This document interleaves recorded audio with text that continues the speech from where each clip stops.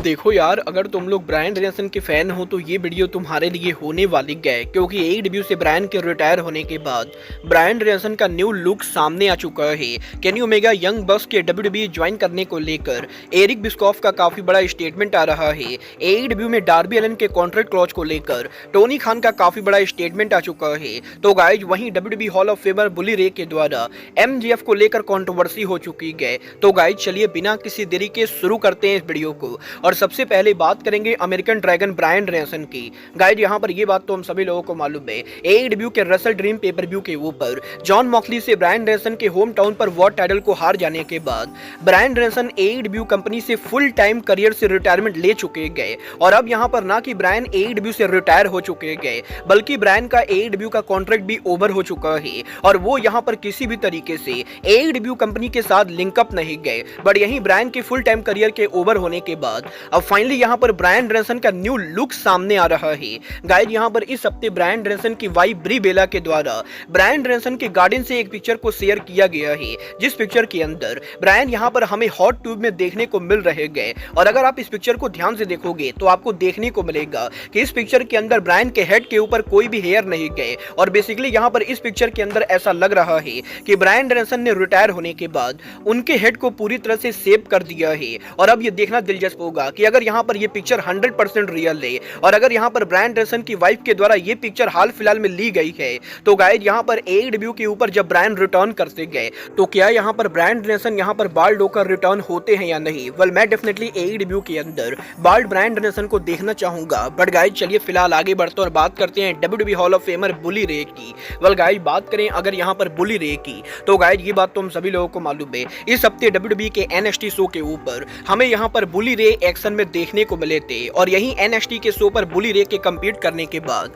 अब बुली रे ने एईडब्ल्यू के home grown superstar Maxwell Jacob Friedman को लेकर एक बड़ी कंट्रोवर्सी क्रिएट कर दी। जहां पर बुली रे के एनएक्सटी पर कम्पीट करने के बाद यहीं बुली रे के इंटरव्यू के ऊपर बुली रे यहां पर एमजेएफ को लेकर बात करते गए और बुली रे ये बोलते गए कि काफी सारे लोगों को ऐसा लगता है कि एमजेएफ यहां पर दुनिया के one of the best talker है। बट बुली रे लोगों को ये बताना चाहेंगे कि अगर यहां पर बात बिना स्क्रिप्ट के प्रोमो कट करने की गए तो एमजेएफ यहां पर बुली रे की बराबरी दूर दूर तक नहीं कर सकते गए। और जैसा कि हम सभी लोगों को मालूम है, एईडब्ल्यू कंपनी के प्रोमो स्क्रिप्टेड नहीं होते गए, बट वहीं सेम टाइम के ऊपर डब्ल्यूडब्ल्यूई का हर प्रोमो पूरी तरह से स्क्रिप्टेड होता है। और क्योंकि एईडब्ल्यू के हर रेसलर अपना प्रोमो खुद बनाते गए, तो इसीलिए एईडब्ल्यू के अंदर एमजेएफ को बेस्ट टॉकर माना जाता है। वेल एमजेएफ के अनस्क्रिप्टेड प्रोमो को मॉक करते हुए बुली रे यहां पर इंटरव्यू के ऊपर ये दावा करते गए कि अगर यहां पर वो एमजेएफ के आमने सामने रिंग के अंदर खड़े होंगे और अगर यहां पर बात बिना स्क्रिप्ट के प्रोमो कट करने की आई तो एमजेएफ को यहां पर बुली रे 2 मिनट के अंदर चुप करा सकते गए। और अनस्क्रिप्टेड प्रोमो के मामले में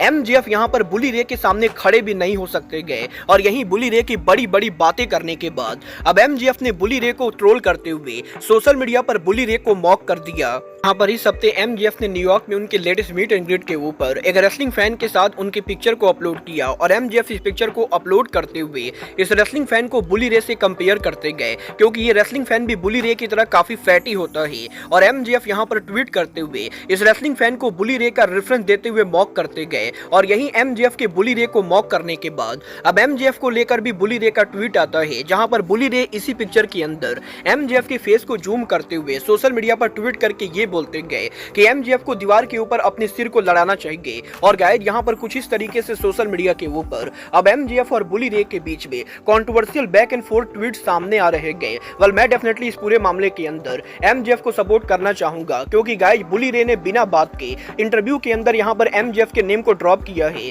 और अब जबकि बुली रे ने पंगा ले ही लिया है तो बुली रे को उसका नुकसान भी झेलना पड़ेगा। बट गाइस चलिए फिलहाल आगे बढ़ते और बात करते हैं एईडब्ल्यू के प्रेसिडेंट टोनी खान की। वेल गाइस इस हफ्ते टोनी खान के लेटेस्ट इंटरव्यू के ऊपर टोनी खान ने एईडब्ल्यू सुपरस्टार डार्बी एलन को लेकर बात की, जहां पर टोनी खान से इंटरव्यू के अंदर ये पूछा गया कि डार्बी एलन यहां पर रेसलिंग बिजनेस के बाहर टाइम टू टाइम काफी सारे अलग स्पोर्ट के अंदर जो स्कैरी स्टंट करते गए, क्या उन स्टंट को लेकर टोनी खान ने कभी भी यहां पर डार्बी एलन को वार्निंग दी गई, क्योंकि यहां पर इस चीज के हाई चांसेस हैं कि डार्बी एलन रेसलिंग बिजनेस के बाहर कभी यहां पर कोई स्टंट करते हुए उनके रेसलिंग करियर को ओवर कर लेंगे। और क्या यहां पर डार्बी एलन की इन हरकतों की वजह से टोनी खान ने डार्बी एलिन के कॉन्ट्रैक्ट के अंदर कभी क्लॉज लगाने का सोचा है। तो गाइस टोनी खान जवाब देकर ये कहते गए कि टोनी खान को बढ़िया से मालूम है कि डार्बी एलिन यहाँ पर रियल लाइफ के अंदर काफी सारे स्कैरी स्टंट करते गए, बट टोनी खान ने कभी भी ना तो डार्बी एलिन को वार्निंग दी गई और ना ही टोनी खान ने डार्बी एलिन के कॉन्ट्रैक्ट के अंदर क्लॉज लगाने के बारे में सोचा है, क्योंकि टोनी खान पर्सनली ये बिलीव करते गए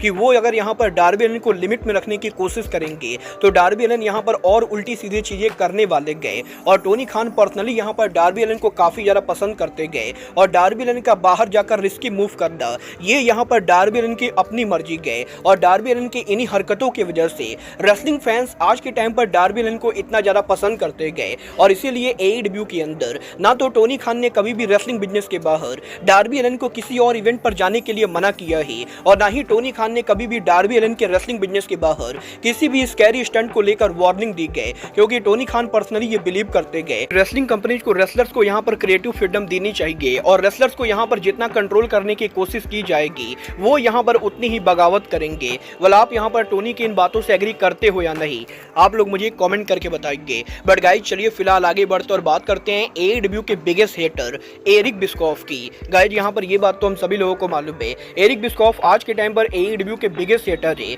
जो यहाँ पर आए दिन उनके पॉडकास्ट के ऊपर कोई ना कोई चुतियों वाली बातें करते रहते गए। और एक बार फिर से यहाँ पर बिस्कॉफ के पॉडकास्ट के ऊपर एरिक बिस्कॉफ ने AEW के EVP केनी ओमेगा और यंग बक्स को टारगेट कर दिया है, जहाँ पर इस हफ्ते एरिक बिस्कॉफ के पॉडकास्ट के ऊपर वो यहाँ पर ओमेगा और बक्स के पॉसिबली WWE पर मूव करने को लेकर बात करते गए। और बिस्कॉफ यहाँ पर ये बोलते गए कि कोडी रोड्स ने टाइम रहते AEW को लीव करके WWE को ज्वाइन कर लिया, जो कोडी रोड्स के करियर का अब तक का बेस्ट डिसीजन था, क्योंकि यहाँ पर बिस्कॉफ ये बिलीव करते गए कि कोडी रोड्स ने अगर यहाँ पर 2022 में AEW को लीव करके WWE को ज्वाइन नहीं किया होता तो आज यहाँ पर कोडी रोड्स इस लायक भी नहीं होती कि WWE कंपनी उन्हें यहाँ पर कॉन्ट्रैक्ट ऑफर करे। और बिस्कॉफ का ये कहना है कि कोडी रोड्स ने अगर यहाँ पर 2 साल पहले WWE को ज्वाइन नहीं किया होता तो मार्केट के अंदर आज यहाँ पर कोडी रोड्स की कोई भी वैल्यू नहीं होती, क्योंकि AEW कंपनी दिन पर दिन डाउन होती जा रही है और ये चीज ऑलरेडी प्रूफ हो चुका है कि AEW कंपनी के अंदर रेसलर्स यहाँ पर ड्रॉ नहीं करते गए। और इसीलिए बिस्कॉफ ये बिलीव करते गए कि अगर यहाँ पर केनी ओमेगा और यंग बक्स का AEW कंपनी को लीव करने का मूड बनता है और वो यहाँ पर आज के टाइम पर AEW को लीव कर भी देते गए, तब भी यहाँ पर उन्हें WWE कंपनी साइन नहीं करेगी, क्योंकि बिस्कॉफ को नहीं लगता है कि इन तीनों के WWE में जाने से WWE कंपनी को किसी तरह का कोई भी प्रॉफिट होगा और WWE कंपनी बिना फालतू में रेसलर्स को साइन करने में बिल्कुल भी इंटरेस्टेड नहीं होती गए। और अगर यहाँ पर केनी ओमेगा और यंग बक्स ने AEW को ज्वाइन करने से पहले ही WWE कंपनी को ज्वाइन कर लिया होता तो शायद यहाँ पर ओमेगा और बक्स आज उनके करियर में एक अलग लेवल पर होती। बट एरिक बिस्कॉफ को लगता है कि ओमेगा और बक्स ने AEW कंपनी से री-साइन करके उनके करियर की सबसे बड़ी गलती की गई, क्योंकि जब भी यहाँ पर उनका कॉन्ट्रैक्ट ओवर होगा वो यहाँ पर रेसलिंग बिजनेस के अंदर यूजलेस होने वाले गए और WWE कंपनी यूजलेस रेसलर को तो बिल्कुल भी अपने कंपनी के ऊपर साइन नहीं करेगी। और ओवरऑल बिस्कॉफ का ये बोलना है कि केनी ओमेगा और यंग बक्स मार्केट के अंदर आज के टाइम पर कोई भी वैल्यू नहीं रखते गए। वेल क्योंकि ये सारी बातें बिस्कॉफ की तरफ से आ रही गए तो इसके ऊपर मैं कोई भी कमेंट करना नहीं चाहूंगा, क्योंकि मुझे बढ़िया से मालूम है कि बिस्कॉफ की बातों में कितना सेंस होता है। बट गाइज आप यहाँ पर एरिक बिस्कॉफ की बातों से एग्री करते हो या नहीं, आप लोग मुझे कमेंट करके बताइए। बट गाइज अब आज के इस वीडियो में बस इतना ही, मैं मिलता हूँ आपसे अपने अगले वीडियो में। बट गाइज तब तक के लिए goodbye, good night and bang.